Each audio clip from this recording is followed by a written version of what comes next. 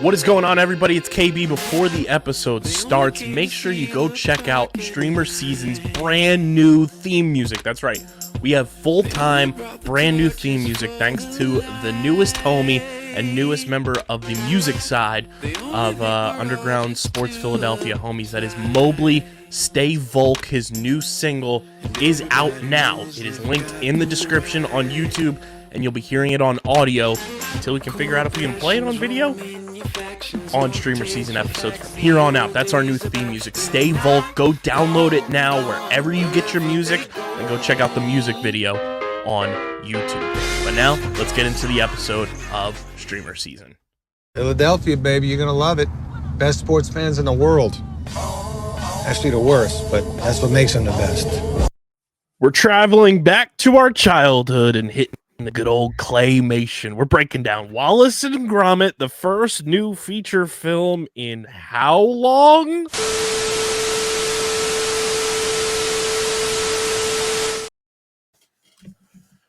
Welcome back to StreamerSZN, fellow streamers. How we doing? It is another edition of StreamerSZN, the exclusive streaming platform TV and movie podcast on the Underground Sports Philadelphia Podcast Network. Christian KB coming at you. We're breaking down our first installment to our 2025 list, and that is Wallace and Gromit, Vengeance Most Fowl.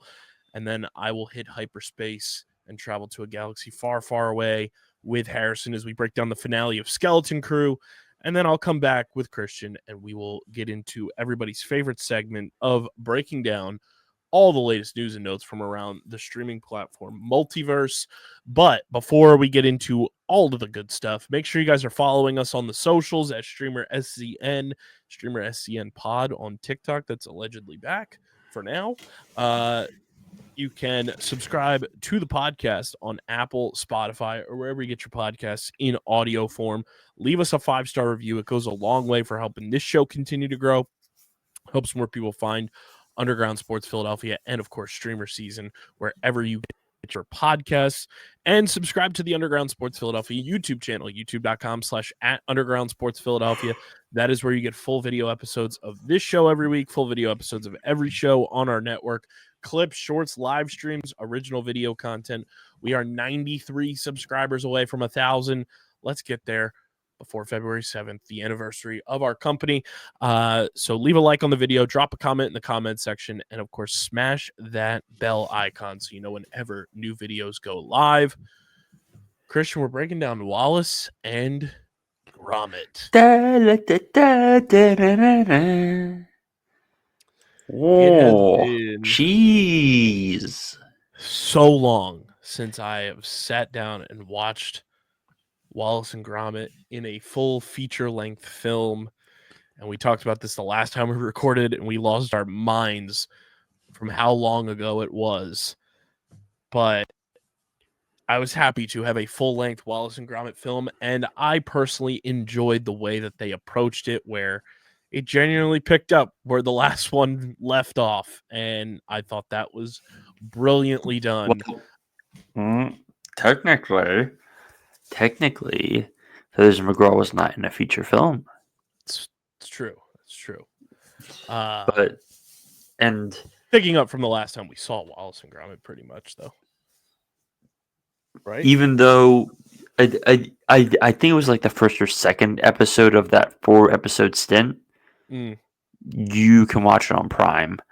I specifically went back and watched the Feathers McGraw episode, which I believe is called The Wrong Trousers. And let me just say, this is a tangent before we get to the actual content of this movie, but the train chase in The Wrong Trousers is maybe the greatest piece of animation, is one of the greatest pieces of animation ever, just in terms of the complexity, in terms of Gromit having to build the fucking track as the train is going. Just one of the great comedic beats, I think, in animation ever. And now we get the silent menace known as Feathers McGraw back. And I'm just happy. An absolute fiend he is. before we break everything down, your overall thoughts on the first Wallace and Gromit feature-length film since 2004? 2004, 2005? I had a good time, and also I forgot how much these movies referenced other movies. Yeah. Very entertaining, very fun. I love Gromit. He's the best. Yeah. Did you see the memes of Wallace storyline, Gromit subplot? It's so true. It's so true. Gromit just wants to be pet. He just wants to take care of his garden, and Wallace just can't sit still. For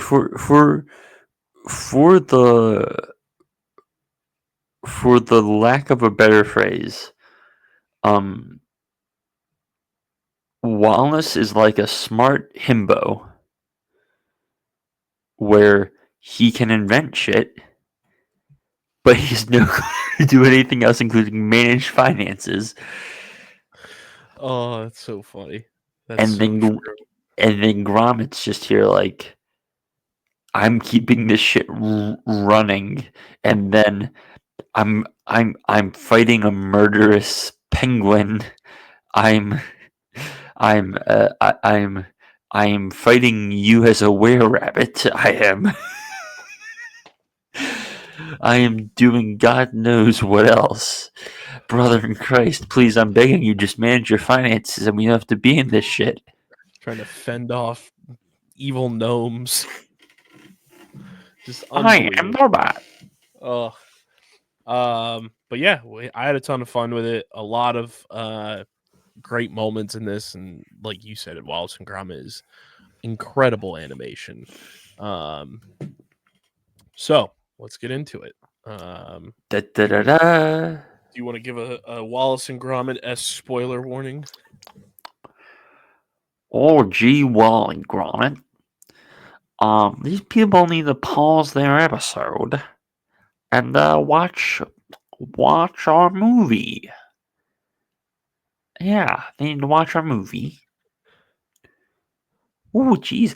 And then they have to come back and press play. Right? Or you just build a giant hand for them to play. Like and subscribe. Wallace, can you make us a like and subscribe?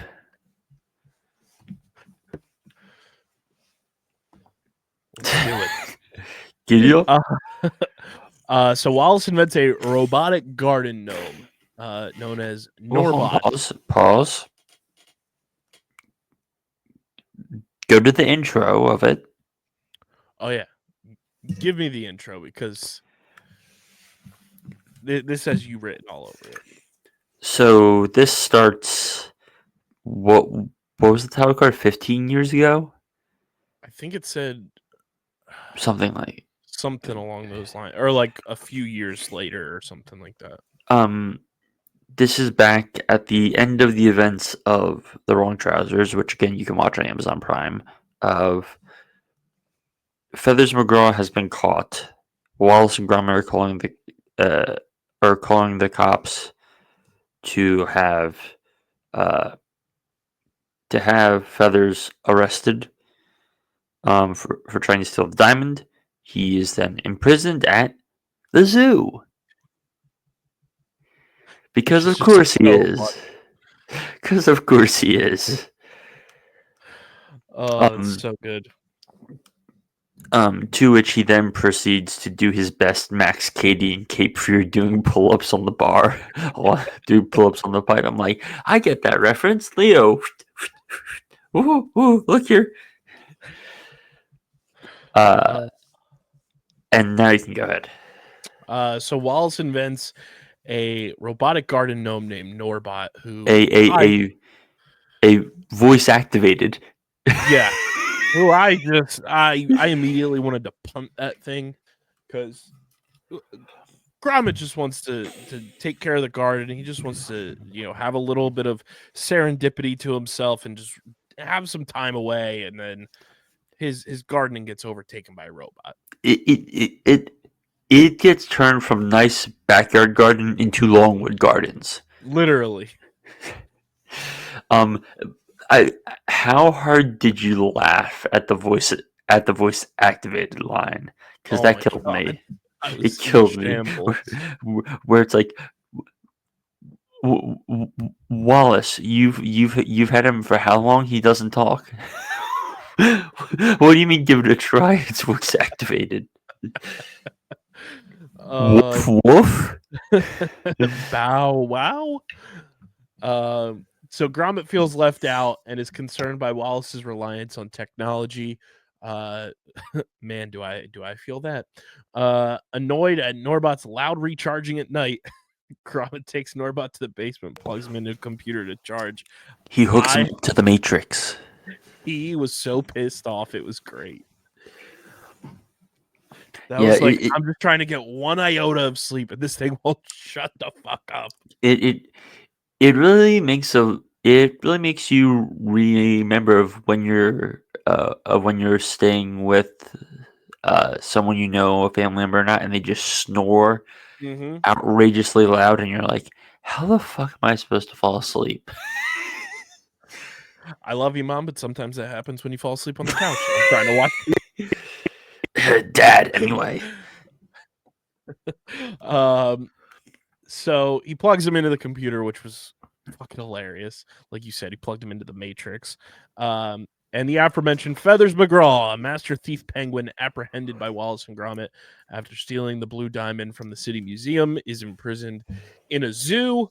And when he hears about Norbot on television, he hacks into Wallace's computer and reprograms Norbot to serve him and create an army of gnomes. Words I never thought I would ever speak in my life, but the army of gnomes existed.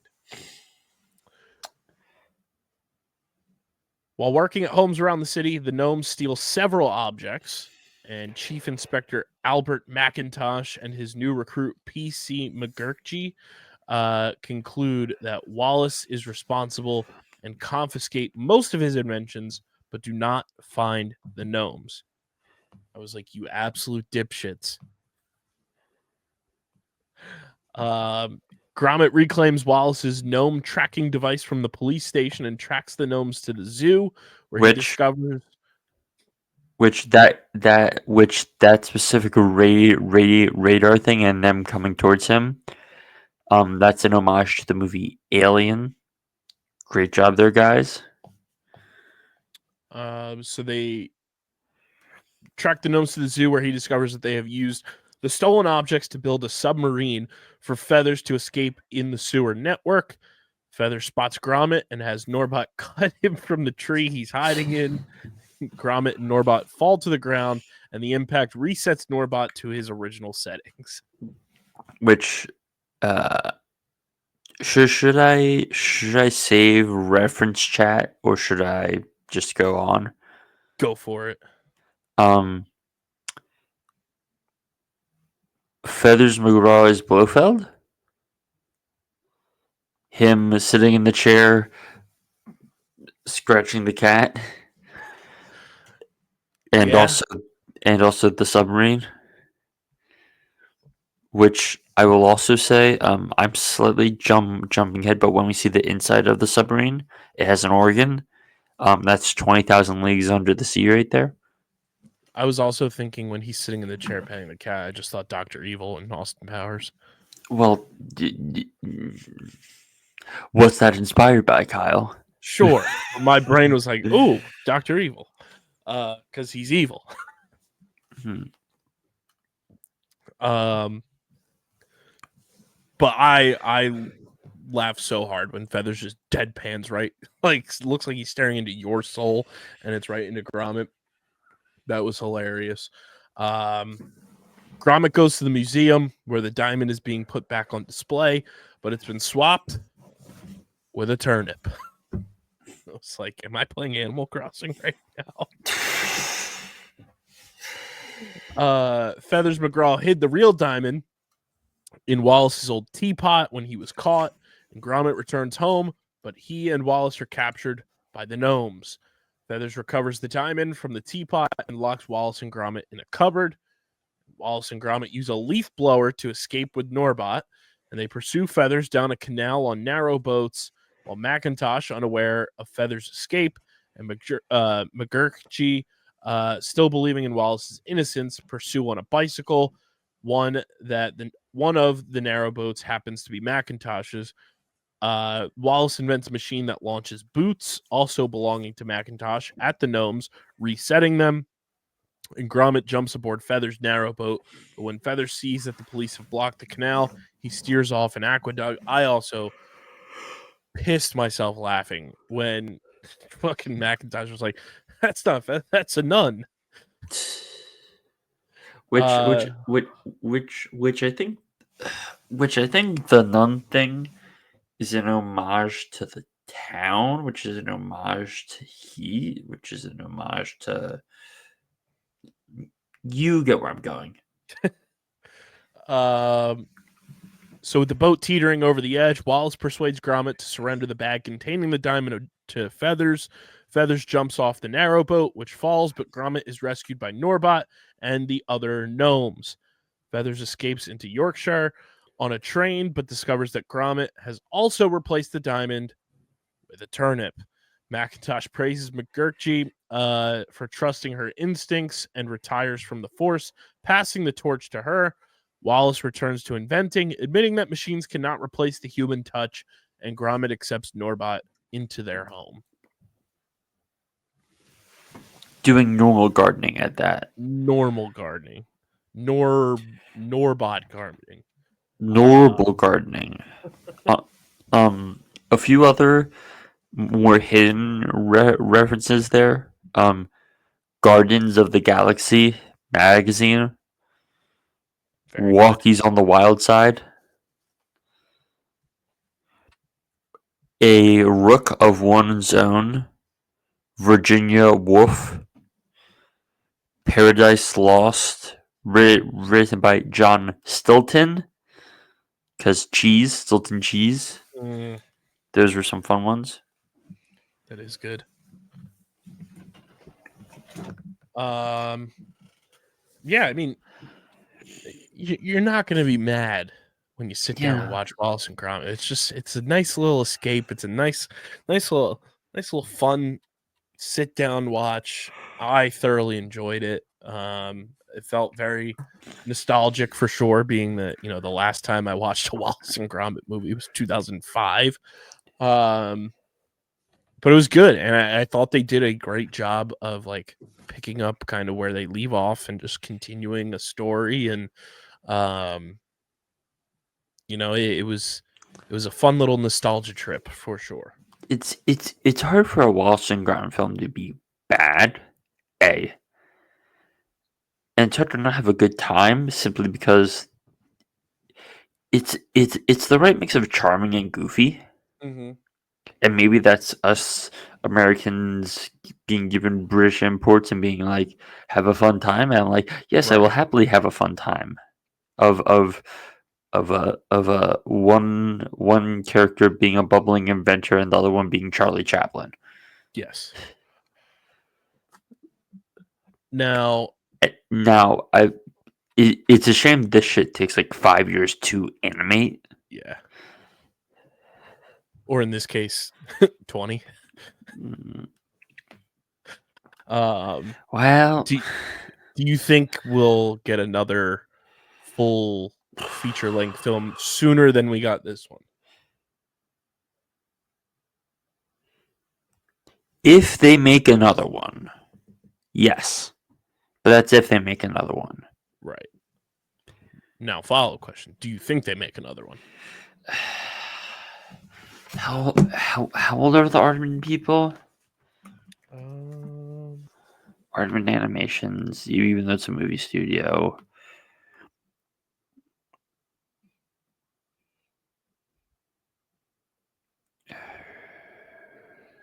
Peter Lord, who is one of the founders, is 71. And David Sproxton is also 71.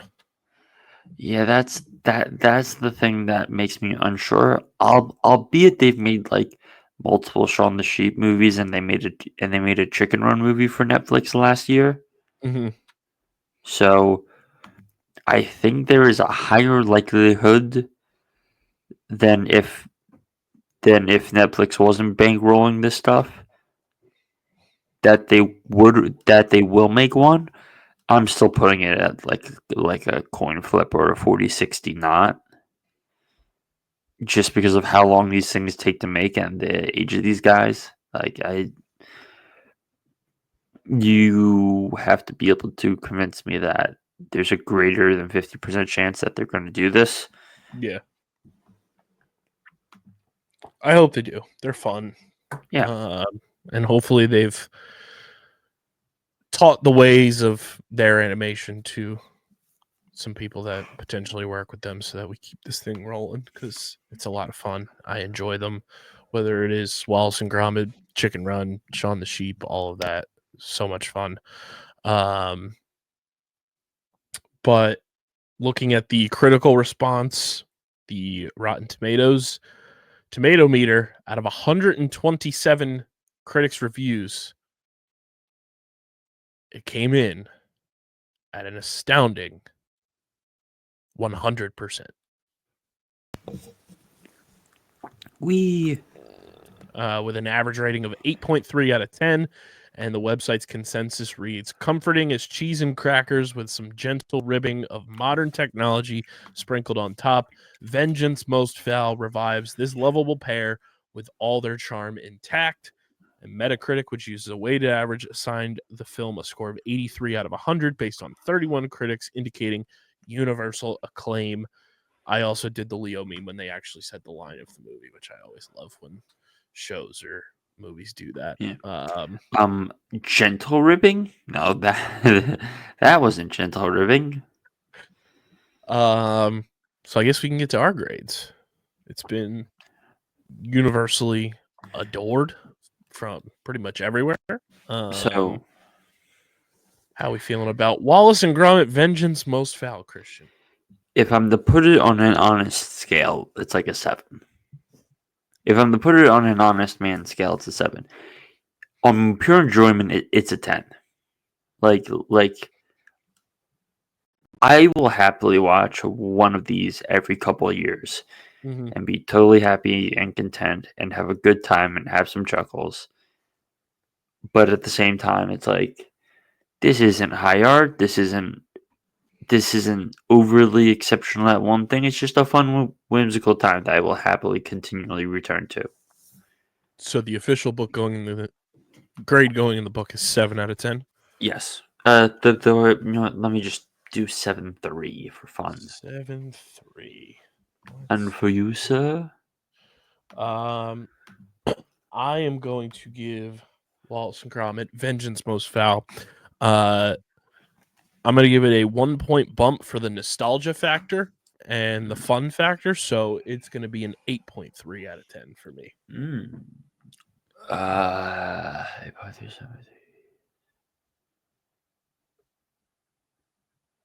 I really enjoyed it. It's something that you can go back, watch, have a ton of laughs, and as Christian brought to the table, a bunch of underlying references and everything that you can poke around for.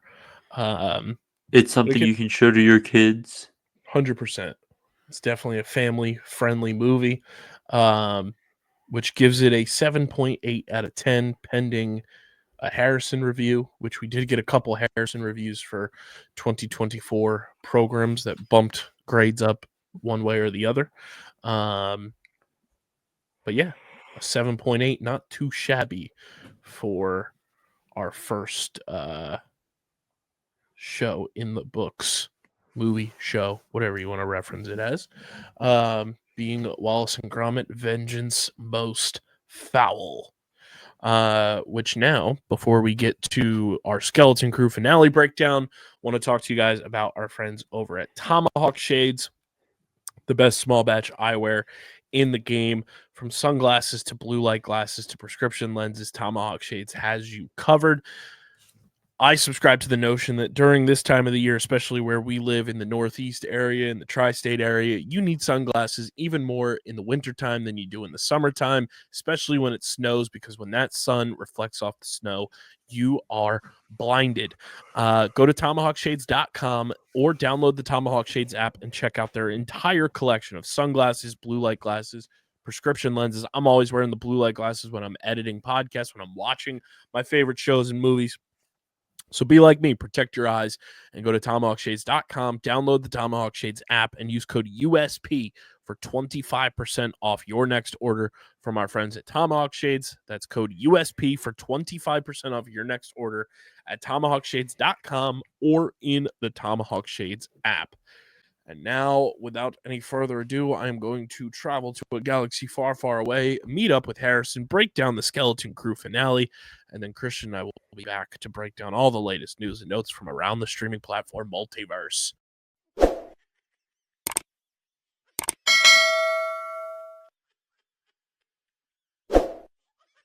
Welcome back in Space Pirates to another Skeleton Crew breakdown. This time it's the finale episode with KB and Harrison. We are going to get into all the goodness of Skeleton Crew episode 8 and the unfortunate sort of kind of news that it doesn't seem like a season 2 is happening. But who knows? Maybe we'll see our favorite Skeleton Crew cast members popping up somewhere along the line in the Mandoverse. But before we get into everything, if you have not watched Skeleton Crew episode 8, now is your time to pause the episode, go watch it, and then return to the podcast. And then listen to Harrison and I wax poetically about how much we enjoyed this show as a whole, our theories for what's to come, and everything in between. But your spoiler warning's been dished out. It's time to dive in, Harrison. Before we dive into the meat and potatoes of this episode, your overall thoughts on episode 8 and just what came to fruition in this finale, how they decided to land the ship, and what is your optimism, pessimism meter on when or if we see one of, if not more of these core characters in a future Star Wars project upcoming, because everyone knows this is going on at the same time as the Mandoverse. There's a lot that can be tied in. Is this just a one-off, like, hey, while the Mando stuff is happening, all of this happened? Is this a setup for what's to come? Overall vibe check on episode 8. I think that was it. Unfortunately, I really think that was it. It ended on such a closed note, and I don't think these kids are going to be leaving at Atten for the very foreseeable future, unless Wim does somehow have force attunement and is force sensitive. But I think we've seen the last of them for the time being. Unless if Wim is force sensitive, he could pop back up like later down the line, maybe as an adult Jedi or something. But I think we're done with them. I don't know if we're done with them per se. I don't know if we get Skeleton Crew season 2, and we say that because the numbers came out for this show, and it is the least viewed Star Wars show. Less than The Acolyte? Yeah, I want to pull up what the actual stat was. Wow. That's brutal right there. It's not great. So the ratings for the show, the minutes watched during the first week fell lower than 382 minutes, which is 20% less than The Acolyte during its first 7 days of release. Jeez. Okay. Not ideal, not great. The show was god awful. Slashfilm.com says one saving grace for Skeleton Crew is that the series has garnered heaps of acclaim from fans and critics alike, which might inspire Disney to give it another chance. The Acolyte was review bombed by toxic fans, and the discourse surrounding the series wasn't exactly positive across the board. Granted, there have been no plans one way or the other revealed for the show. I think a lot of people are just speculating because it was lower than the Acolyte that's why. But my thing too is the Acolyte was so piss poor. Yep. Reception wise, I feel like a lot of people waited for Skeleton Crew to kind of finish, which obviously not great for the streaming numbers when you're watching like week over week. But I feel like Star Wars dug themselves into, and this is no slight to the people involved in the Acolyte, but it's just what happened. I think Star Wars dug themselves into this hole where people, you need to gain their trust and their expectation back for what you're bringing to the table, and unless it's something like Andor season 2 that you already have a baseline of what's to come.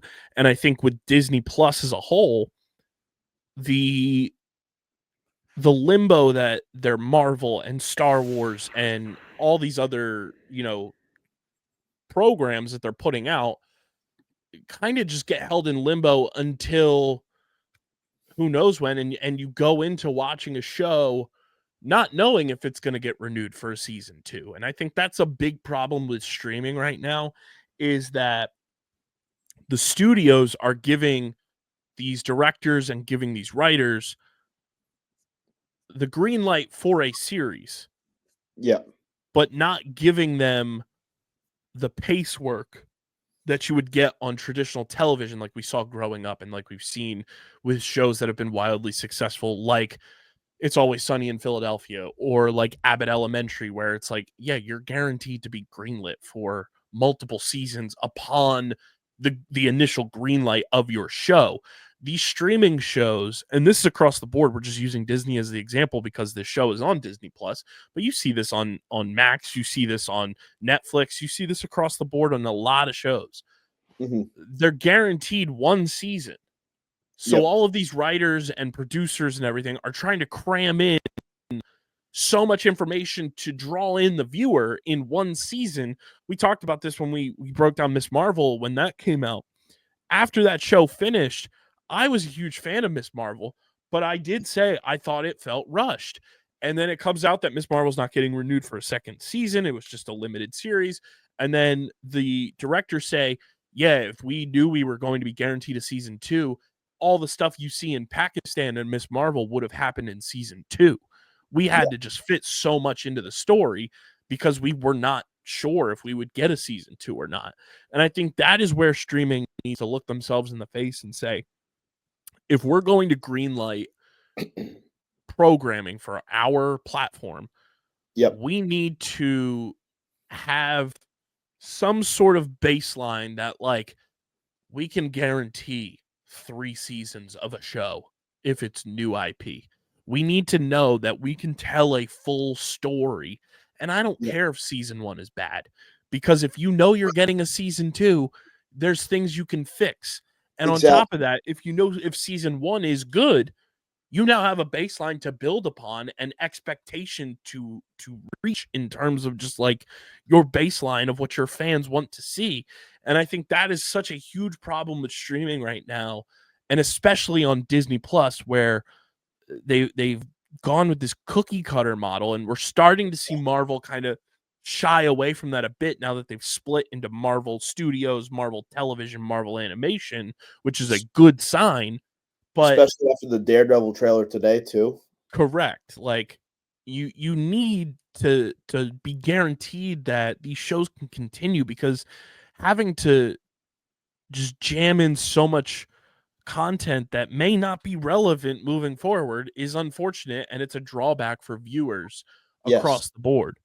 Now I think these tune in less. Right. And I think these characters we got in Skeleton Crew, we've talked about it for the last 2 months since the show started. Very, very, very easy to root for, very easy to connect to characters. Will we see them again? My opinion, yes. How many of them? That remains to be seen. I think we see the core characters and like the parents because it's kids. And I think this, yes, and I think this is a baseline, because looking into what we've seen from the Mandoverse in recent memory from the last time we saw Mando, season 3, there's a lot of pirating going on in that show. And then you go to Ahsoka. You have the return of Thrawn. You have the return of Ezra. You have this whole thing. They've already recast Baylan Skull. Yep. Which is a green light for Ahsoka season 2. They cast the guy who played the Hound as him, right? Yeah. That's phenomenal casting. So I think Skeleton Crew is almost used as a baseline for, hey, this is occurring while everything else in your Mando viewing experience has been occurring. But this is also going to catapult a lot of what you've seen over here in Mando season 3, in Ahsoka, and build upon that story with what we just saw transpire in this show. Yep. I agree. Which also in Ahsoka, I don't know if it's a true rumor or not. I'm going to see if Do we have any speculations right now? So it's a rumor, according to Yahoo and multiple other sources. Ewan McGregor is joining Ahsoka season 2 cast. Yes. Okay. That would be a rumor. It's a rumor, but that's a very promising rumor right there, though. Which almost gives me excitement about how I feel about the Obi-Wan Kenobi series. Yep. That could come back, and we could see we could do the Darth Maul story, which would be great. And I loved the Kenobi show the first season, and I loved how they did everything. But I wish they had focused more on Obi-Wan instead of the entire saga he went through there. Correct. 100% agree. And I think with a show like Skeleton Crew, when you have John Watts and Christopher Ford attached to it, it's hard to let those guys go. Yes, very hard. I think Favreau wants to keep those guys around. And Favreau has a great relationship with John Watts, obviously, from all the Spider-Man and Marvel stuff. So I think it's a good sign for these characters popping up again. When does that happen? Remains to be seen. But let's get into the episode breakdown here. Jod continues to pose as the Republic emissary, and he orders Wim, Neil, and KB confined to their quarters while he takes Fern and Farah, who's Fern's mom, to meet the supervisor, which is revealed to be a massive AI droid. We were very wrong the whole way through. I felt a sense of deja vu watching that unfold, Harrison. Yeah. I felt like I was watching She-Hulk again, and Kevin appears. Oh, God, yeah. That's how I felt. We got about Star Wars Kevin. I forgot about. I think I put that on my mind for a reason. I think we should name the supervisor. You know how Kevin was like K.E.V.I.N. Yeah. The supervisor should be F.I.L.O.N.I. Filoni. Yeah. That's the supervisor is Filoni. Yeah. But when the supervisor contradicts his claim about being a Jedi, revealing to have learned of Order 66. Not Order 66 again. Jod is forced to destroy the supervisor, causing a blackout in the city, as well as shutting down the safety droids. Now, Order 66. I get it's a prominent thing in the Star Wars universe. It's a huge thing. Yeah. I'm starting to get Order 66 fatigue, Harrison. As am I. We don't need to see it in every single new piece of Star Wars IP. I get it's in this time frame and everything. Yeah. But in a similar vein to the character of the Joker, who I really enjoy in Batman, while I have a love for the character and what he brings to the Batman universe, I have Joker fatigue. What Yes. I love and how it spins Star Wars on its head with Order 66, I have Order 66 fatigue. Because let's go down a list here. Adding Skeleton Crew to the list, the pieces of content we have seen or have had referenced Order 66 in Star Wars. Yep. Clone Wars, the animated series. And that makes sense. That Makes total is sense. there. The original showing of Order 66, which was the prequels. Yep. Episode 3. Did we have Order 66? Yeah, we had to have had. Did we have Order 66 flashbacks in the sequels? I feel like we did. I can't remember specifically. Let's see. I'm going to actually do the smart thing. And look it up. Has been referenced. I feel like they had to have referenced it. Here we go. Order 66 has been referenced numerous times across various Star Wars media, most notably in Star Wars Episode 3, Revenge of the Sith, where it is first depicted on screen, throughout Clone Wars. Yep. Let's see.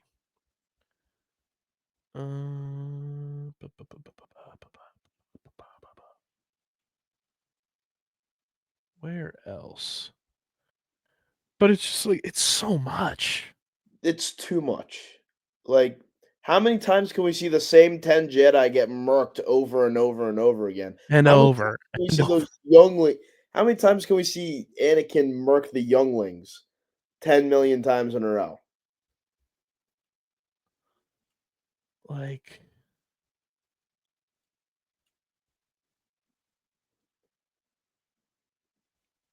here we go. Appearances. Holy shit. Okay. The appearances. This includes indirect mentions, flashbacks, and books. Yep. Star Wars Force Arena, indirect mention only. Star Wars Battlefront 2, indirect mention only. Dooku, Jedi Lost Vision in flashbacks. Dooku, Jedi Lost Script Vision in flashbacks. Inquisitor, Rise of the Red Blade, and audiobook. Sharing the Same Face, The Clone Wars, Stories of Light and Dark, and audiobook, indirect mention only. Catalyst, a Rogue One novel, and audiobook, mentioned only. Star Wars The Clone Wars, Carnage of Krell, indirect mention only. The Shadow of Umbara, The Clone Wars, Stories of Light and Dark, and audiobook, indirect mention only. Star Wars The Clone Wars, The Unknown, indirect mention only. Star Wars The Clone Wars, Conspiracy, mentioned only, first identified as Clone Protocol 66 in the Clone Wars show. Star Wars The Clone Wars, Fugitive, indirect mention only. Star Wars The Clone Wars, Orders, mentioned only. Star Wars The Clone Wars, Voices, Vision to Yoda. Star Wars Episode 3, Revenge of the Sith, first appearance. Star Wars The Clone Wars, The Phantom Apprentice, indirect mention only. Star Wars The Clone Wars, Shattered. Star Wars The Bad Batch, Aftermath, Kanan 2. Star Wars Tales of the Empire, Devoted, indirect mention only. Star Wars The Clone Wars, Victory and Death, mentioned only. Kanan 3, mentioned only. Darth Vader 2017 1, indirect mention only. And that goes for Darth Vader 2017 number 2, number 3, number 4, and number 7. Good Lord. Star Wars The Bad Batch Cut and Run, mentioned only. Star Wars The Bad Batch Rampage, indirect mention only. Darth Vader 2017 book 8 and 9. Star Wars The Bad Batch Battle Scars, mentioned only. Star Wars The Bad Batch The Solitary Clone, mentioned only. Star Wars The Bad Batch Tribe, mentioned only. Kanan 4. Darth Vader 2017 book 13, 14, 16, 17. Darth Vader Annual 2, indirect mention only in the opening crawl. Ahsoka and audiobook, mentioned only. Adventures in Wild Space, The Dark. Star Wars Tales of the Empire, Realization. Lords of the Sith, Tarkin. Darth Vader 2017 book 18. Star Wars Jedi Fallen Order in flashbacks. Jedi Fallen Order Dark Temple 1, Dark Temple 2, Dark Temple 3. Inquisitors 1, 2, 3, 4. A New Dawn. The Ghosts of Maul, Stories of Jedi and Sith. The End of History, Star Wars Insider 154. Obi-Wan Kenobi Part 1 in flashbacks. Obi-Wan Kenobi 1, Obi-Wan Kenobi Part 5, Obi-Wan Kenobi Part 6, Star Wars 2015 Book 7, Star Wars Rebels webcomic in flashbacks, Ezra's Wookiee Rescue, indirect mention only, The Secret Jedi, The Adventures of Kanan Jarrus, Rebel Leader, Star Wars Rebels, Rise of the Old Masters, indirect mention only, Star Wars Rebels Recon Missions, mentioned only, Rebels, Eyes on the Prize, Star Wars Rebels Magazine 6, Kanan 156, Kanan's Jedi Training, Star Wars Rebels Call to Action, Star Wars Rebels Battle to the End, Star Wars Rebels Fire Across the Galaxy, Star Wars Rebels The Siege of Lothal, Star Wars Rebels The Lost Commanders, Leia Organa, Ordeal of the Princess, Star Wars Rebels Legacy, Star Wars Rebels Shroud of Darkness, In a Vision, Age of Rebellion, Darth Vader 1, indirect mention only in the opening crawl, Star Wars Rebels The Last Battle, Thrawn Alliances, Thrawn Treason, Obi-Wan 3, Rogue One, a Star Wars story novelization, Star Wars Episode 4, A New Hope, first mentioned, indirect mention only, A New Hope, The Princess, the Scoundrel, and the Farm Boy, Star Wars A New Hope Junior novelization, Star Wars The Original Trilogy, a graphic novel, The Hero's Journey Begins, the original trilogy stories, Master and Apprentice, From a Certain Point of View, Smuggler's Run, a Han Solo and Chewbacca adventure, Heir to the Jedi, Darth Vader 2015, issue 1, Star Wars 2015 issue 4, Star Wars 2015 issue 11, Dr. Aphra 2016 issue 5, Star Wars 2015 issue 43, Battlefront Twilight Company, The Empire Strikes Back, So You Want to Be a Jedi, The Trial of Dagobah, Age of Rebellion Special 1, Star Wars Galaxy of Adventures, Yoda the Jedi Master, Disturbance, From a Certain Point of View, The Empire Strikes Back, Star Wars 2020 Book 5, Darth Vader 2020 Book 7, Crimson Reign 3, Darth Vader 2020 Issue 50, Return of the Jedi, Beware the Power of the Dark Side, TIE Fighter 4, Masters, Stories of Jedi and Sith, The Veteran, From a Certain Point of View, Return of the Jedi, Star Wars Uprising, mentioned only, The Ghost Ship, Star Wars Adventures, Destroyer Dawn, which is mentioned only and first identified as The Ballad of Order 66, Aftermath, Empire's End, The Mandalorian Season 2 Junior Novel, The Mandalorian Chapter 13, The Jedi, The Book of Boba Fett, Chapter 6, From the Desert Comes a Stranger in flashbacks, The Mandalorian Chapter 20, The Foundling in flashbacks, Star Wars Skeleton Crew, The Real Good Guys, indirect mention only, The Crimson Corsair and the Lost Treasure of Count Dooku, Tales from a Galaxy Far, Far Away, Aliens Volume 1, Star Wars Special C-3PO 1, Force Collector, Star Wars Episode 7, The Force Awakens, Star Wars The Force Awakens, a junior novel, The Wine and Dreams, Canto Bite, Star Wars The Last Jedi Expanded Edition, Galaxy's Edge 2, The Orphanage, and last but not least, Star Wars The Rise of Skywalker, a junior novel. And non-canon appearances, Harrison, we have 4 of those. Lego Star Wars Revenge of the Sith picture book, William Shakespeare's Tragedy of the Sith's Revenge, Star Wars Part the Third, Lego Star Wars Battles, and Lego Star Wars The Skywalker Saga. I hope everybody caught all of those mentions there of appearances of Order 66. That's insane. That's absurd. I'm Order 66 out. That's way too many. Way too many. Oh, it's crazy. It's crazy. It's too much, and I'm tired of it, and I don't want any more of it. It's like how much can you beat this dead horse? They're gonna keep beating it until it's dead.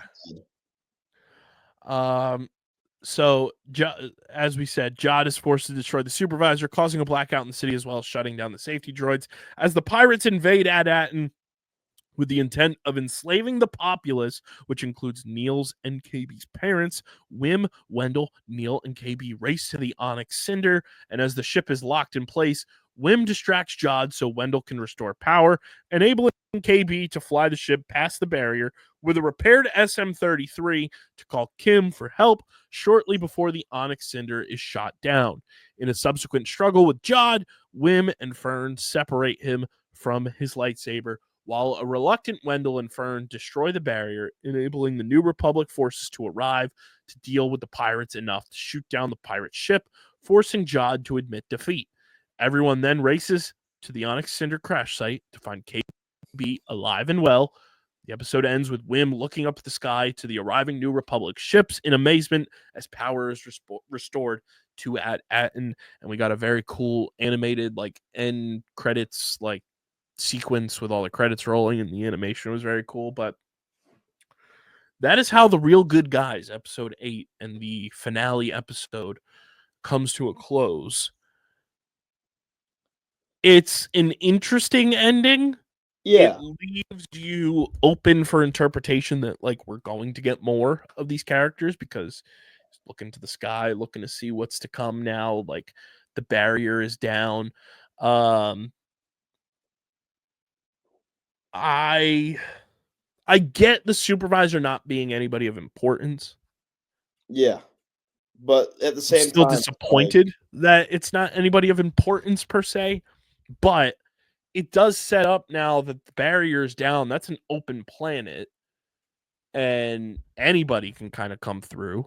And it seems that IGN is just listening to the podcast because we brought up Thrawn, and they're bringing up Thrawn now in an article. So shout out to IGN for listening to the podcast and swiping up our ideas. But I don't know.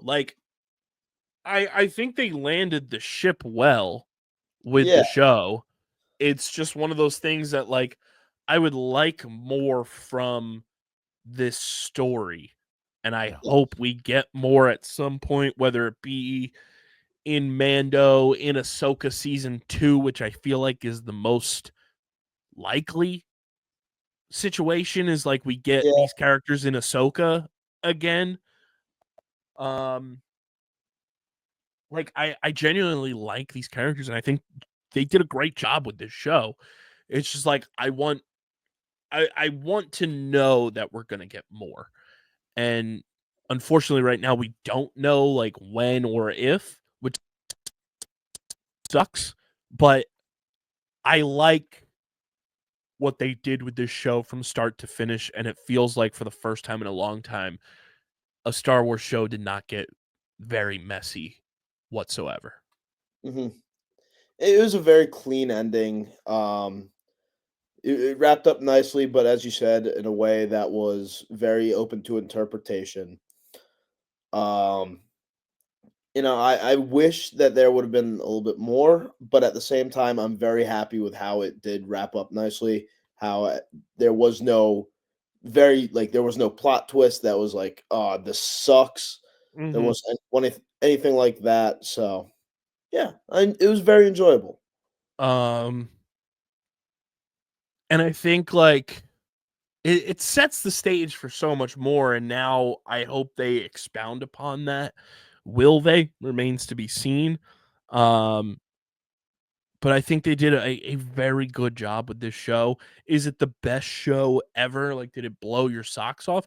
Not necessarily, but I think for the first time since Mando, the original season of The Mandalorian, a Star Wars show gave you a bit of a different interpretation on a galaxy far, far away, gave you a story that was very different and a new take on the Star Wars universe. And sure, there was a lightsaber involved. Sure, there was Jedi, mentions and an Order 66 mention, but I didn't feel like I was watching the same old Star Wars over and over again. I didn't feel like I was having, the dark side and the Force shoved down my throat for the 19 millionth time.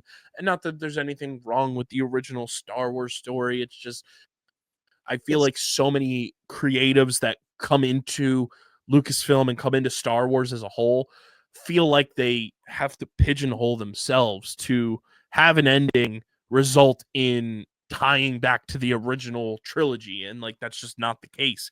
Yeah. I need more Star Wars directors, writers, and producers to truly understand we want to know more about a galaxy Yes. far, far away. There is more to a galaxy than just sand and lightsabers and all that. Yep. And I think that's what The It's a Mandalorian does well. I think that's what Andor does really well. And I think that's what this show did really well. Yep. It's a universe that we haven't seen a lot of. And now we're finally starting to see more of it, which was just great. Just great. Like, a typical galaxy is roughly 100,000 light years across and 2,000 light years thick. Yeah. That is a galaxy. That is a lot. Like, give us as many different stories and people and creatures as you possibly can. Just like we have already inducted Neil into our character Hall of Fame because Neil is goated. Yep. And let's focus less on the Skywalkers. Yes, please. Please. Let's step away from the Skywalkers and do something entirely new for the love of God. Please. I'm begging. I'm begging. I'm begging. Begging. Oh. The galaxy does not revolve around the Skywalkers. Even though it seems like it does.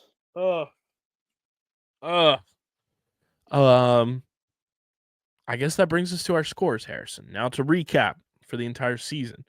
What we will do, because this is the first time Harrison's done this. Yep. We will give our episode 8 score, and then we'll give our full series score. Yep.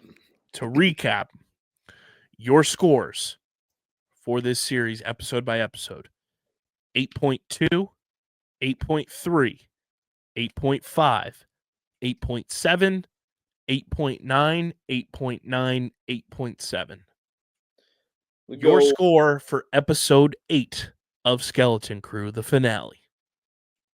I'm going to give it a solid 8.6. It wasn't near the bottom of it, but it definitely didn't hit the highs that a few of the previous episodes did. 8.6. Where do I want to pop this? Because it's I'm with you. I'm gonna tell you. 8.6. Yeah, that feels like a fair score. I was torn between 8.5 and 8.6, but I'm like 8.6 is the right score. 8.6. Yep. Which, before we get to our overall series scores, to give everyone our averages for every episode of the series, my averages are going to look like this. I know this is great podcasting, me typing into a calculator that you guys can't even hear for the audio listeners. It's fantastic. I know. You'll hear in a second here. Don't worry. Don't worry.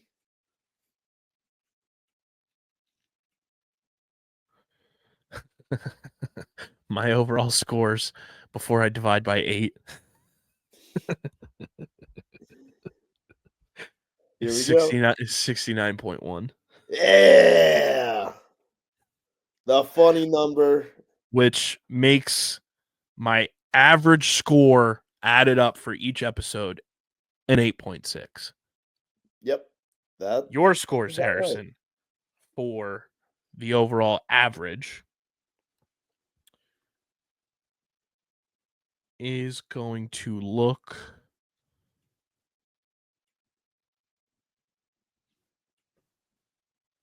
like this. What do we got? Your overall before dividing by 8 is 68.8. Okay. Which puts you at an 8.6. That's what I figured it'd be around. And that's so Harrison, here's the thing, because this is the first time 2024 is really when we've done like episode by episode scores as well.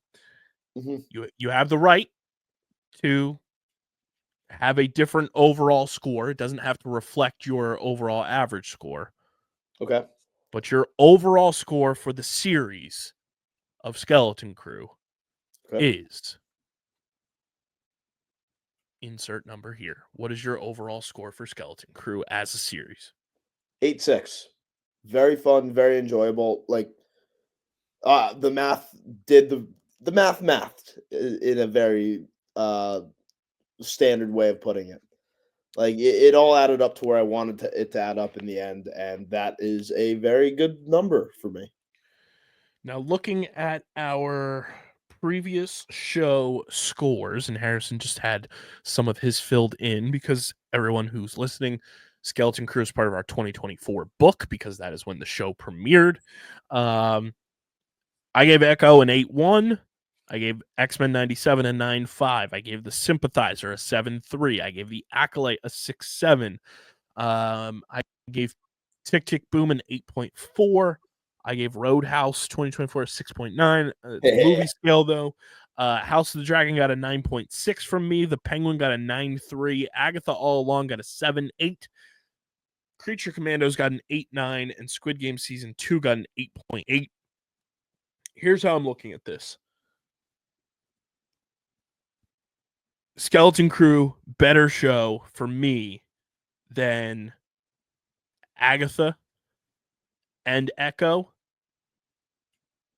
Not better than the Penguin, not better than Creature Commandos, not necessarily better than Squid Game Season 2. I think the math, it's getting an 8.6 from me as well. Yep. It was just a fun show that was hard to dislike. Mm-hmm. Which an 8.6 just gets Skeleton Crew into the dark green for scores and puts that at an 8.6 overall. Mm-hmm. Which for 2024, with My Adventures with Superman Season 1 is our kind of filler show, which Season 1 will get into the 2024 book.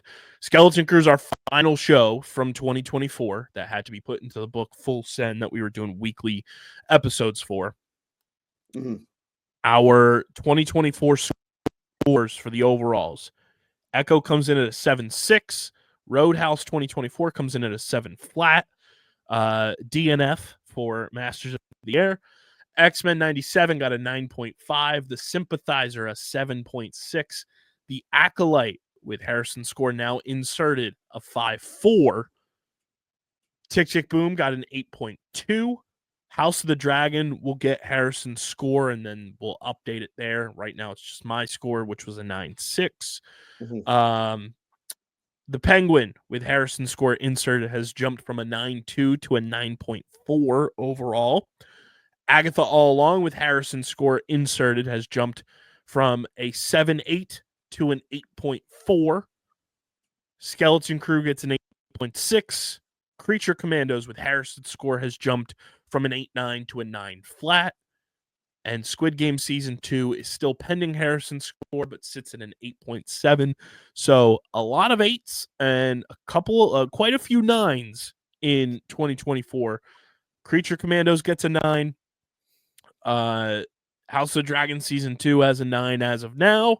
The Penguin is in the 9s club, and X-Men 97 also in the 9s club. The 8s club looks great, though. Yeah, great 8s. And ain't nobody touching X-Men 97 for the top show of 2024 for me. Yeah, X-Men 97 comes in as our top-rated show, pending your House of the Dragon Season 2 score. Yeah, but X-Men 97, chef's kiss, man. Chef's kiss. It was quite the year, and I'm excited to see how our 2025 shows and movie grades rank out, and seeing where we go from here. A year full of mostly green in 2024. Can't thank you guys enough for checking out our Skeleton Crew breakdowns each and every week. Means a lot to us. If you like what you see here, make sure you keep subscribing to StreamerSZN. And be sure to subscribe to our YouTube channel, youtube.com/@undergroundsportsphiladelphia for more stuff like this in StreamerSZN episodes. But now I'm going to hit hyperspace and rejoin Christian for whatever we're talking about next on the docket. So sit tight.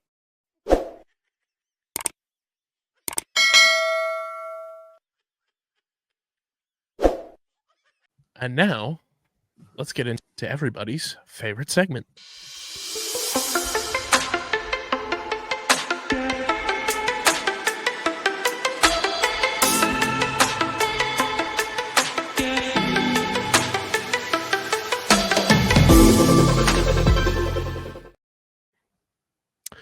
It is the streaming platform Multiverse news and notes brought to you by our friends over at Kenwood Beer, the official beer partner of Underground Sports Philadelphia. It's a refreshing light beer, just 4.1% ABV, 120 calories, and just 8 grams of carbs. Go to kenwoodbeer.com or use the Kenny Finder at kenwoodbeer.com to see who's got it on tap in the Philadelphia, New Jersey, Delaware, Pittsburgh, and Maryland areas. You can also find it at your local liquor stores in those markets, and you can also find a metric boatload of Kenwood beer this weekend at the M-Lot tailgates, because that's where Kenwood beer is going to be set up. Go Birds. kenwoodbeer.com, must be 21 or older to do so, and of course, please drink responsibly. Christian, let's get into the news and notes all around the streaming platform Multiverse. This quote is hilarious to me. It comes from Fandango, and it is about Captain America. Anthony Mackie thought Sam Wilson was going to die in Avengers Endgame before Chris Evans told him he was going to be the next Captain America. Quote, he goes, "Have you read the new script?" I said, "No." He said, "You don't know?" Anthony Mackie says, "Being black, I'm like, I'm a die. Damn, they're getting rid of me, man." He takes me to his basement and goes, "Read it." I get to the part. He hands him the shield. I'm like, "So why do you give me the shield?" He's like, "Because you're fucking Captain America." Sheesh. That tickled my fancy big time. According to the Hollywood Reporter, Millie Alcock's Supergirl will appear in James Gunn's Superman. Wonderful. Love it. We got a trailer for the monkey, which I can't wait for this. I'm more excited for the monkey than I am for Captain America. The saddest news of a while. Rest in peace, David Lynch. Yes. For those of you who don't know David Lynch, first of all, shame on you. Secondly, he's one of the most influential American filmmakers ever. We obviously Mulholland Drive, Blue Velvet, Elephant Man, Eraserhead, Inland Empire. But maybe one of the most influential things he's done ever is Twin Peaks. Because many people call Twin Peaks the first prestige TV show, because without Twin Peaks, we don't really get The Wire and all those type. And then we don't get True Detective. And we don't get the shows we get now. And so David Lynch is responsible for prestige TV. And also he's just one of the few American filmmakers who managed to be both outside and inside the system while making truly singular art. And also just, even today, you still can't 100% say you know what his movies are about. Which I think we underrated how good something like that is. He also has 2 fantastic quotes about the city of Philadelphia, Pennsylvania that I have pulled up here. The first one, this was a quote. I forget what it was from, but this is the first one. "Philadelphia was a hellhole.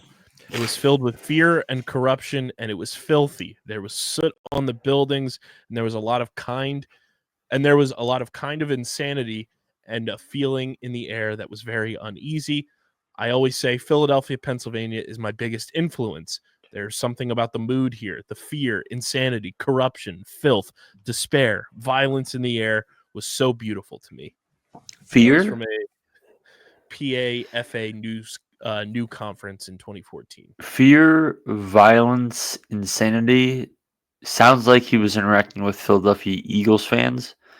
David Lynch would want everyone to know he says "Go Birds." Also, speaking of Supergirl, David Krementz has been cast. I Stop saw that. filming in I'm the like, UK. oh, interesting. George Nolfi, who famously wrote Ocean's 12 and The Bourne Ultimatum, is writing the Star Wars movie that is centered on Rey. I'll believe it when I see that they'll actually make that movie.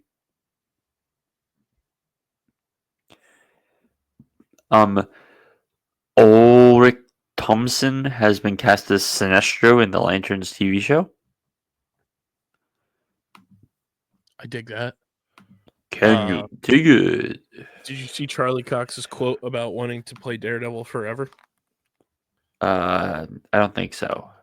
It comes from, he said at Fan Expo San Francisco. Charlie Cox wants to keep playing Daredevil in the MCU forever. Quote, they're getting ready to release a comic that takes place where Matt Murdock is in his 60s. So I was like, oh, okay, great. We got some time. Hey, Kyle, we're getting another scary movie.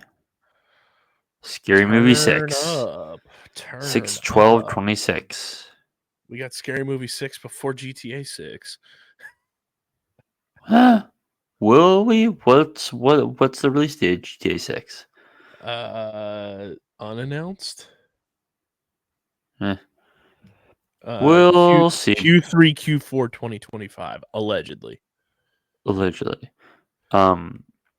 We got a trailer for the Suits LA, which I have no interest in.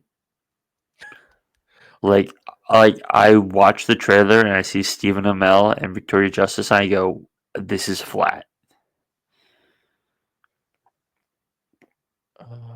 Looking here, we got Cillian Murphy bringing up the Oppenheimer meme of his face like blown up and flattened, which was very funny. We also have now streaming on our proud partners Paramount Plus. Use our link in the description and you can sign up for Paramount Plus today for free. Get started with our friends at Paramount Plus, but now streaming on Paramount Plus, Gladiator and Gladiator 2. Gladiator 2, guys. Fun time. Will personally vouch. So you can stream both of them. Have a nice little double feature for yourselves only on Paramount Plus. Sign up today. Looking here. I think since we last talked, the Severance pop-up happened, which I thought was really cool. Really fun.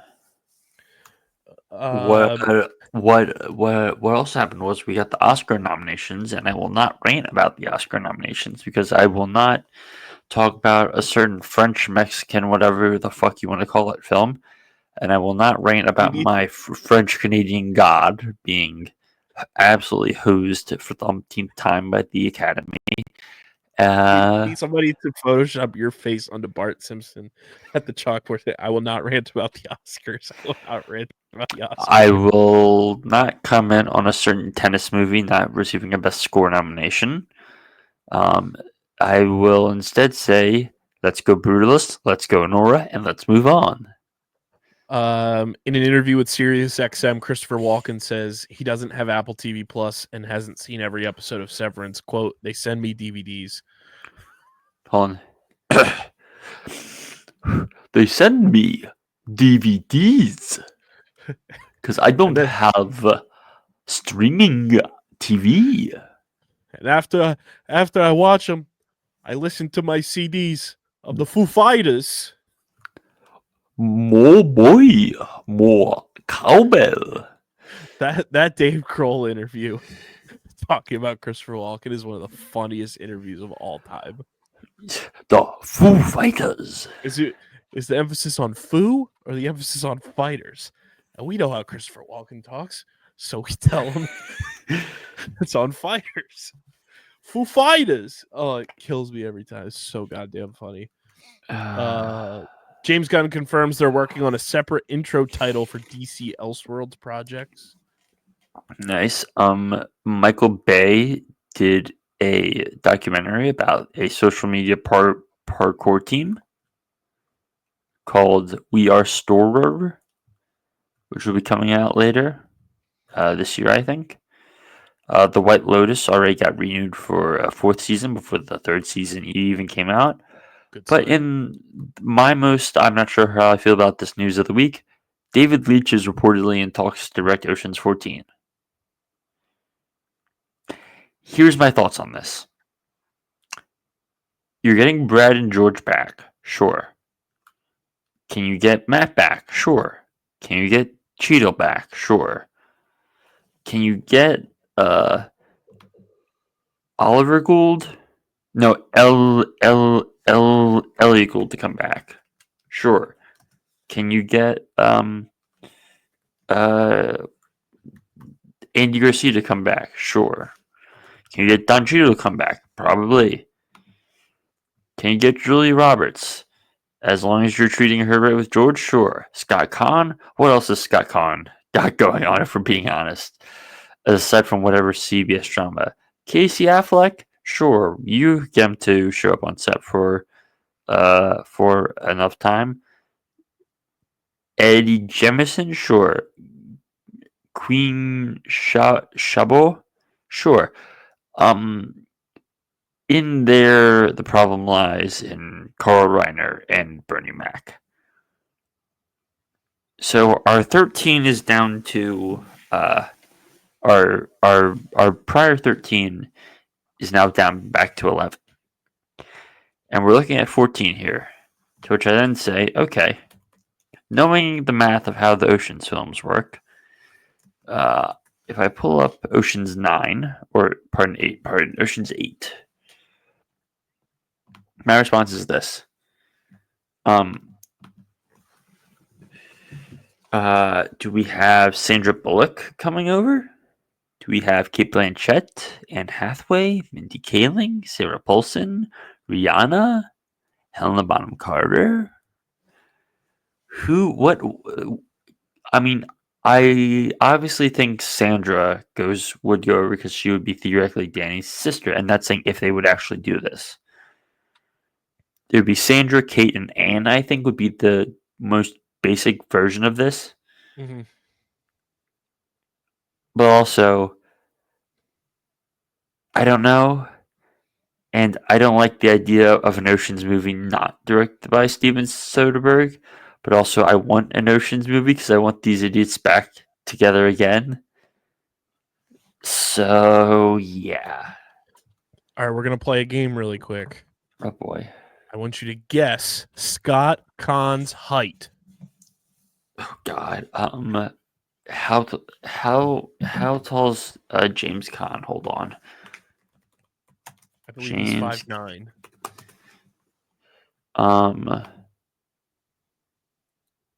5'6".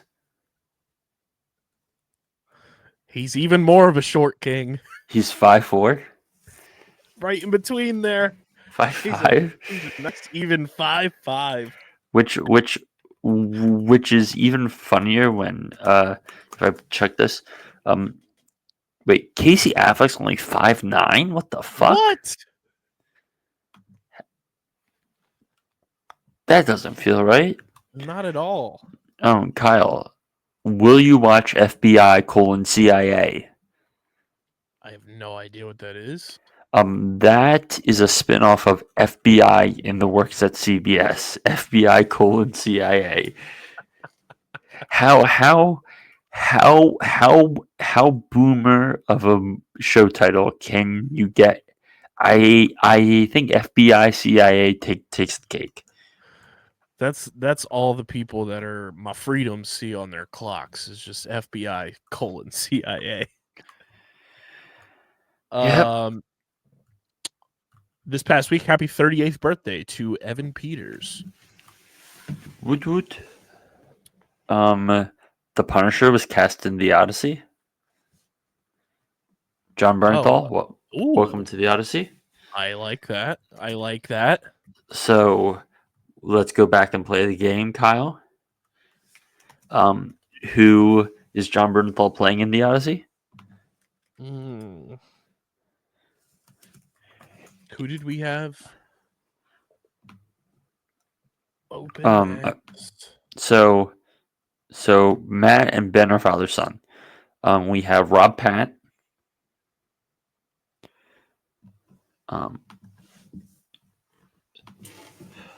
The Odyssey 2026. Tom Holland, Matt Damon, Pattinson, Bernthal, and there was also a production note that RDJ may be involved. To which I go, okay, Pattinson, Bernthal, and RDJ. Which one are you playing? Like, I feel like Bernthal is either Poseidon or one of the shipmates. And I feel like Downey's like Zeus. Would Downey as Zeus make sense? It could. And I'm staring at this thing. I'm like, I don't know what roles I'm putting you guys in. I wonder if Bernthal could play Is Agamemnon cast? Or is nobody really cast? It's just like... The only ones that are truly cast is us going, well, it's Damon and it's Tom and it's father-son, and we have figured that out from there. But we have no clue who Mother is. Is Mother Anne Hathaway? Is Mother Charlize Theron? I wonder if Robert Pattinson's going to be Achilles. Tune in next week on Let's Figure Out What the Fuck's Happening with the Odyssey. I can't wait for that movie. I'm so excited. Here's one of our feel old moments of the week. Breaking Bad was released 17 years ago this week. Really? Only that long ago? 17 years. Good old 2008. Good. Josh Gad says he was rejected for a role in Avatar because he looked like a, quote, tall, overweight Smurf as a Na'vi. I mean,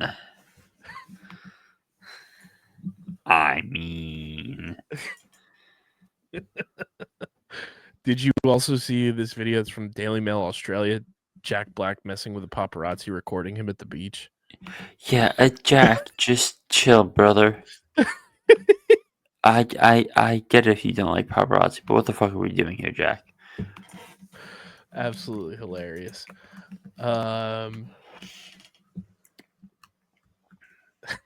Did you see the quote? Did you see the quote from Shalagod?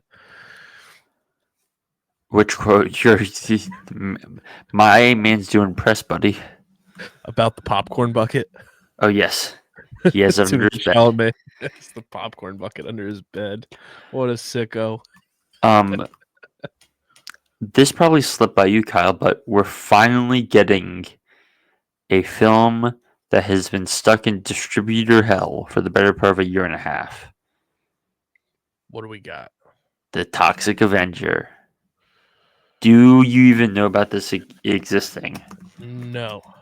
So, The Toxic Avenger is a remake of the cult film, which is set in a fantasy world following janitor Winston Goose, who, after a freak accident, transforms into a mutant vigilante known as Toxie. Armed with his mop, the unlikely hero battles freaks, gangsters, and corrupt CEOs while trying to save his relationship with his son. And this is there is a 1984 film that's a very B movie. But they remade it, and it was stuck in distributor hell because they were calling it the distributors were calling it too gory and gross. Peter Dinklage's The Toxic Avenger. This movie also has Jacob Tremblay, Taylor Page, Kevin Bacon, Elijah Wood, and Sarah Niles, among others. Are you in on The Toxic Avenger? I could see myself in. Can I give you a little breaking non-streaming news, even though it is America's favorite television reality show? Survivor? No, Traders? the Dallas Cowboys. Oh, right, that. Not only have they hired their head coach, Jerry Jones has died. From Ed Werder, the Cowboys have hired their defensive coordinator. It's Matt Eberflus. Da, da, da, da, da. Oh, I love it. We did it, Jerry. We did it. Oh, we did it, Jerry. We did it. Oh, I love it. I love it. The never-ending circus. Speaking of never-ending circus, Netflix is raising their prices yet again. Womp womp. Ad-supported is increasing $1 and is now $7.99 a month. Premium is increasing $2 and is now $24.99 a month.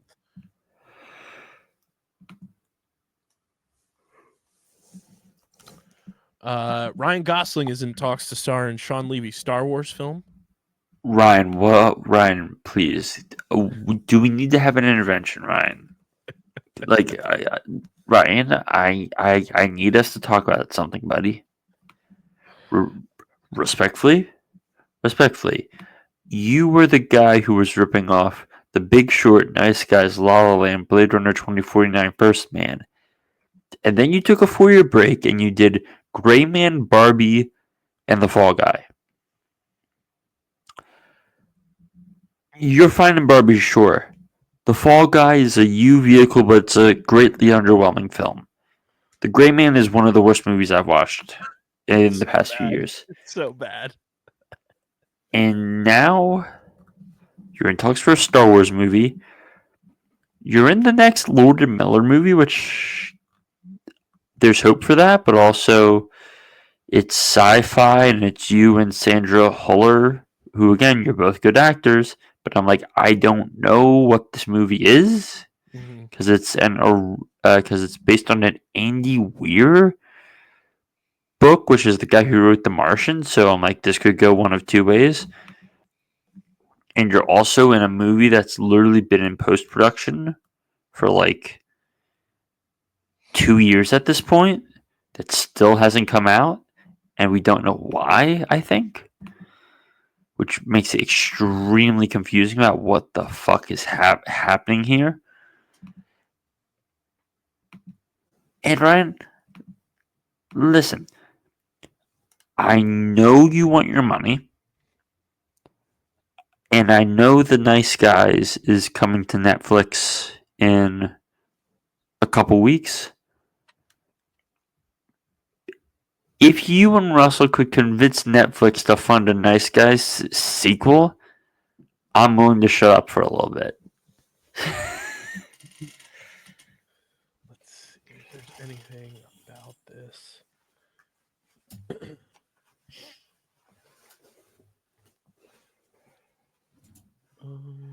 Yeah, nothing really. Also, very funny headline. Someone said, "I'm just Kenobi." This tickled my fancy a lot, and if this ever happened, count me in. This comes from Elle magazine. Robert Pattinson says he originally based his Mickey 17 voice on Steve-O, but it didn't work out. Quote, "I love Jackass. If they ever make the Steve-O biopic, I'm ready." Hold on, Kyle. I already have an issue. It's biopic. I was mid-cough. Okay. As I said offline, Rob Pattinson, one of our greatest freaks. That man's too handsome to be doing the shit he does for us. God bless him. Even though he says he changed the voice for it, it still has Steve-O notes in it. If you listen to his character, which it makes even more sense now why he's doing this weird ass voice. I'm like, okay, that's why he sounds like that.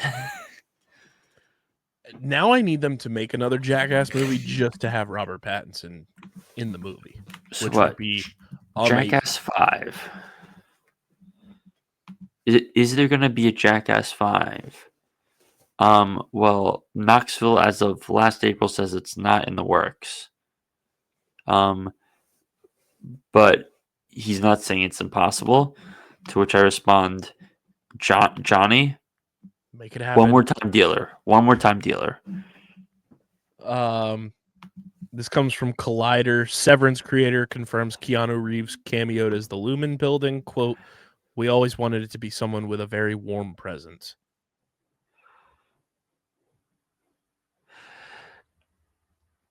When I was watching that episode and he showed up in voiceover, I'm like, wait a minute.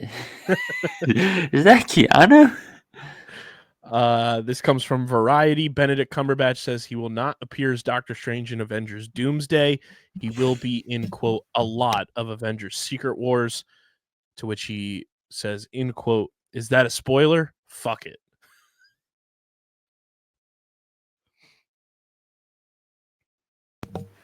Wake me up in May.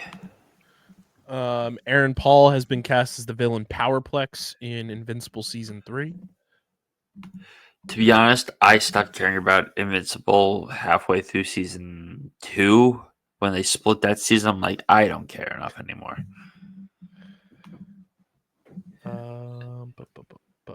Let's see here. Scrolling past the Oscar stuff because Christian's not gonna rant about it.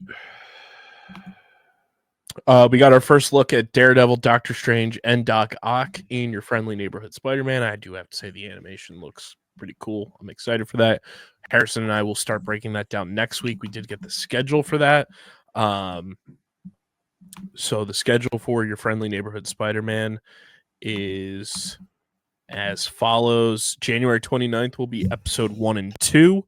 February 5th will be episodes 3, 4, and 5. February 12th will be 6, 7, 8. And then February 19th will be episodes 9 and 10.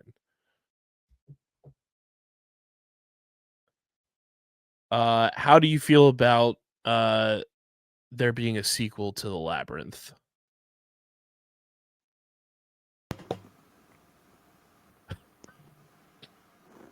Here's the thing. Here's the thing. It shouldn't happen because Bowie's dead, A. B. It's Eggers, so shrug.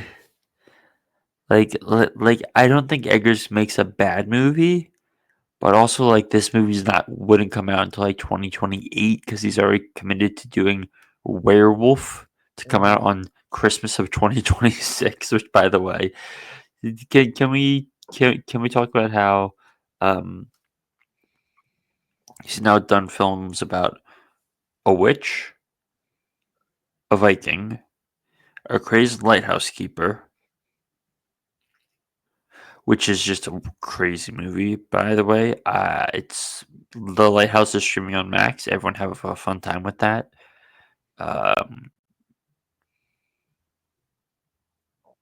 Dracula and Vampires, Werewolf. Do I hear a mummy? Do I hear a mummy? Mummy, Kyle, mummy. Aubrey Plaza? You said it, not me.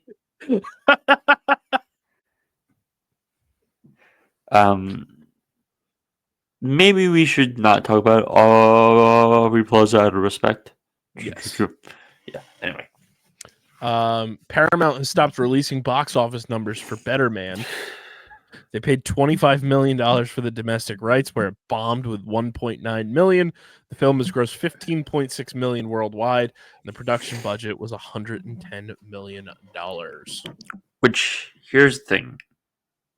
I'm both interested in seeing this movie and don't have interest in going to a movie to see it. But also, by all reports, it's like a solid 7 out of 10. But also, it shouldn't have cost that much.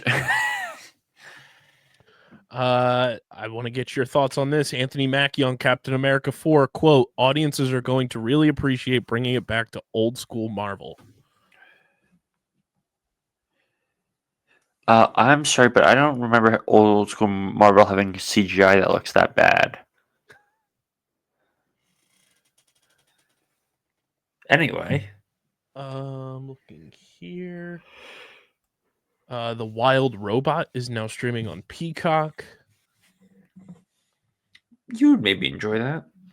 The new Star Wars comic confirms that Darth Vader went back to Tatooine and killed Watu. Deserved. Where the quote says, Vader must have returned here, taken his revenge, and it's just through the lens still shot of Watu staring into Darth Vader's eyes, which is awesome. I know those eyes. Update on the Star Wars movie focused on Rey and the new Jedi Order. George Nolfi is now writing it. He's the fourth writer. Kyle, I already brought this up. Oh, my bad. I think we've run out of news. Oh, happy 55th birthday to Matthew Lillard. The GOAT. And one last thing here. I think that's it. So be sure to follow us on the socials at StreamerSZN and StreamerSZN Pod on TikTok. Follow Christian at the Wiz_PHI. Follow me at KBIZZL311. Subscribe to the pod, Apple, Spotify. Leave a 5-star review. Subscribe to the Underground Sports Philadelphia YouTube channel. YouTube.com/@Underground Sports Philadelphia. We're 93 subscribers away from 1,000. The Premier Decision, my announcement of picking my Premier League team, will go live on Wednesday, January 29th at 3 p.m. Eastern Time. So stay tuned for that coming up midweek. And leave us a comment. Let us know what you're watching. Let us know what you want us to watch. All that good stuff. But this has been another edition of Streamer Season, the exclusive streaming platform, TV and movie podcast on the Underground Sports Philadelphia Podcast Network. For Harrison, for Christian, KB, we're going to go claymate ourselves in a galaxy far, far away. But until next time, we'll see you next time, and go Birds. Peace.